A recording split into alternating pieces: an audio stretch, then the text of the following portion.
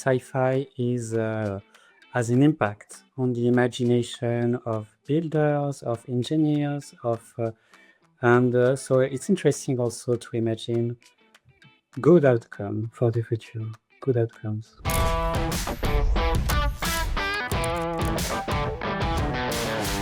Welcome back to TALNT Cast, everybody. This is Fatima, your host for this series of TALNT Cast. We're talking DCP Award for Base Creators, and today we have the creator behind Solars, a beautiful visual masterpiece.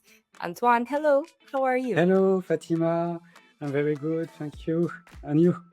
I'm good as well, thank you. We're very, very happy for you to have joined us on TALNT Cast, and I'm really excited to start talking about Solars.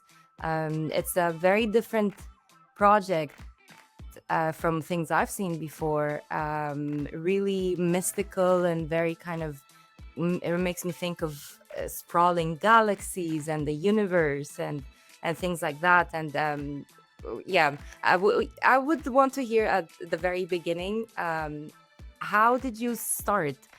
Or before actually we get to that, let's rewind and have the question, another type of question. Can you describe in your own words what this project is, and how would you describe it to someone that doesn't know? Yeah, so it's a sci-fi universe, transmedia, so it can be developed on cinema, but also in writing and art, different art mediums. And it's about a society that is basically dedicated to art, enlightenment, and harmony. It can be harmony with nature, harmony in society. And I wanted to work on a project that I call as a protopia, which is like a utopia, but in dynamic. It's always in motion, always in creation. It's never a perfect one. It's to create the future in so that it can be better for everyone. Beautiful. Protopia it's such a forward-looking concept. When it comes to your own life, have you ever had, let's say, moments in your personal life or maybe in your creative practice where this idea of a protopia kind of shaped how you move on or continue, or how you adapt to maybe a failure or like something that didn't work out the way that you first thought about it? Yes, exactly. And actually, it can be applied by everyone. So it's always interesting to imagine how a great outcome for a project or the next step would be. And I think a lot of people do this in sport, for example. They visualize their race or their match. And I think it's interesting to do it in many occasions, also for many projects. And it can help with resilience. And also sci-fi very often has been picturing with dystopia what would fail or what would go wrong. And what we see is that sci-fi has an impact on the imagination of builders, of engineers, and so it's interesting also to imagine good outcome for the future, good outcomes. There is almost a connection between this sci-fi world and also your psyche. You've spoken about manifestation and meditation and things like that. And how do these things connect for you, and how is that expressed in Solars? So it's been a long research on this aspect. I've been meditating for like 25 years, and I've been teaching also meditation and creativity. So connecting my art projects with these themes has been a long research, because at the beginning I was more, I would say, a romantic artist, like from the 19th century. So I was really much more connected with my suffering parts and the expression of this. So being able to develop other states of mind and to represent them has been a long research. And of course, there have been masters. I could quote, for example, Hayao Miyazaki, who is in Princess Mononoke, has really interesting meditative moments also, for example. And of course, there was the influence for like my youth of Star Wars, for example. And Yoda has been our first Zen teacher for a whole generation and even multiple generations. So he is really the character who introduced us to Eastern philosophies and spirituality at some point. I'm very curious to know what your kind of technique is in creating this universe and creating these visuals that are so beautiful and very universal. So it's long research with AI tools. It's been I began using them 3 years ago. Before I was creating also of course, but I really embraced them because it was the opportunity to represent things that I couldn't represent otherwise in a sci-fi contest. And then I made a long research on the one hand, it was about really working on characters, finding characters that I can connect with, going beyond the first proposal of characters that if you work on sci-fi themes with AI, most often you will have like a bit scary or violent things that will happen first with AI. So then you have to go beyond this and represent serene and positive characters. But also, I didn't want to be like a photographic representation of these characters. So I'm still working on the style that I want to represent the characters with, which would be a bit in between painting and photography somehow. I want to tell the spectator that it's not real. It hasn't been shot. It's still AI. We don't want to mask the fact that it's AI, but it's AI. And actually, it's very difficult to create, to have really what we want with AI somehow. What do we as spectators or even as participants, because you are bringing this work on chain, and we'll talk about that in just a minute, but what do we as spectators and participants can expect to see and to experience even more? Well, I'm working on my goal really is to bring it to theaters.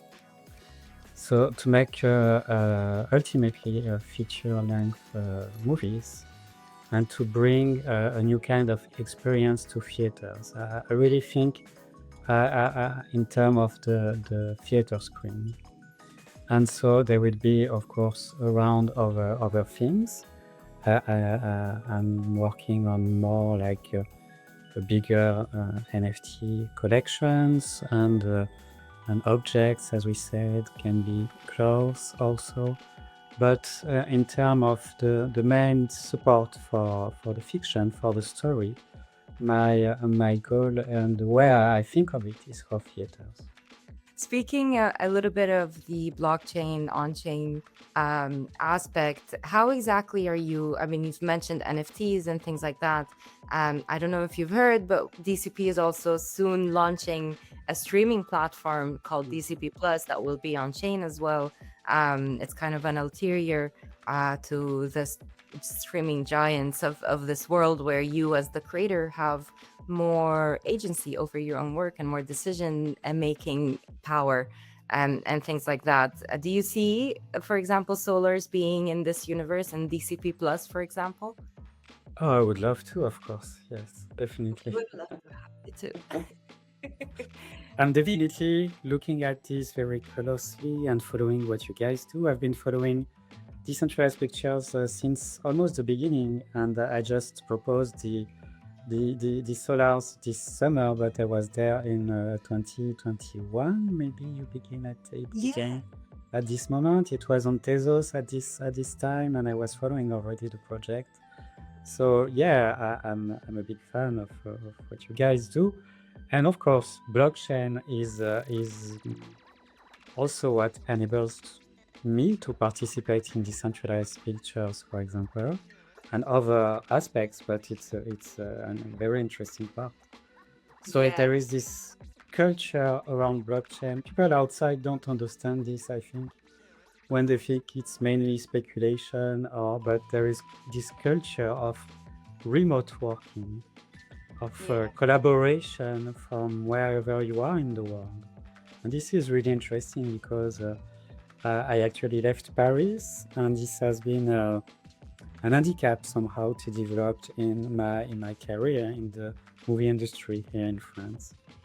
And to be able to connect with people working in movies like this for like decentralized pictures from the countryside where I live in is something really new and fascinating. Yeah, that's exactly what we're trying to accomplish.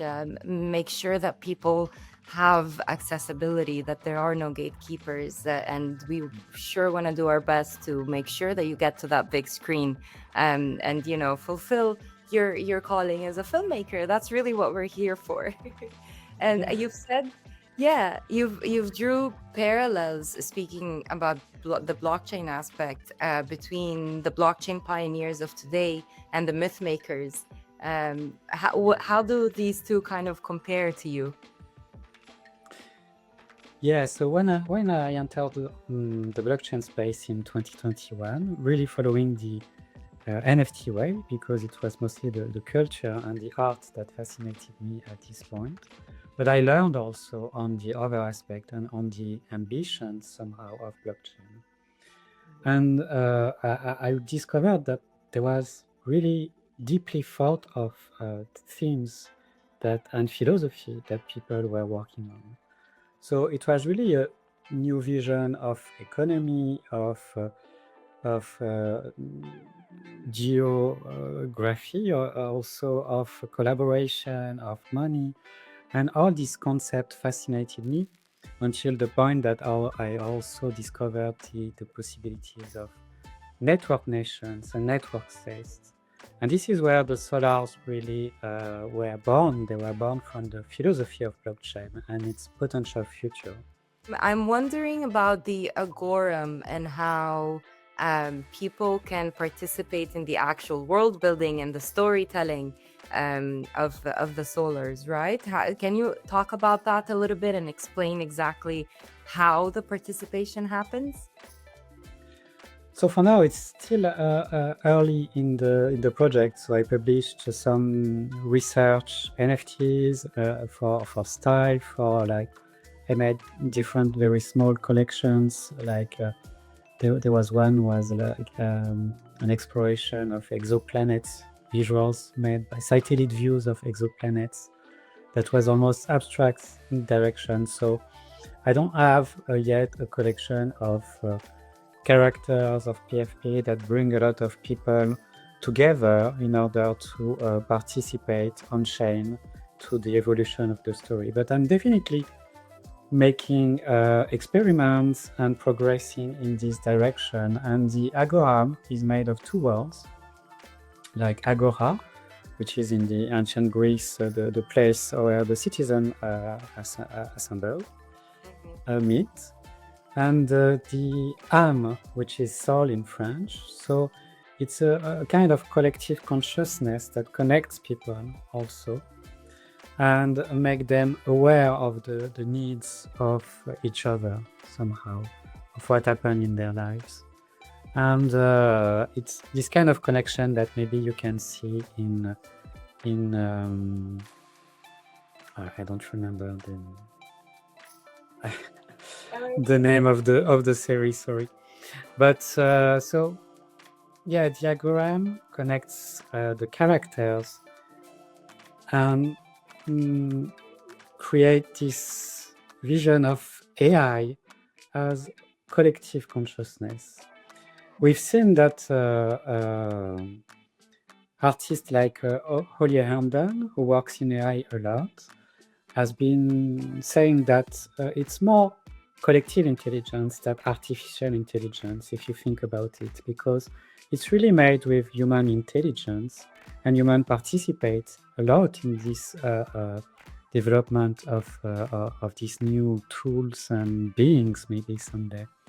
So Diagram is really imagining this direction, and in a more physical or playable way, it can become definitely an app on the blockchain that could be complementary to an NFT collection.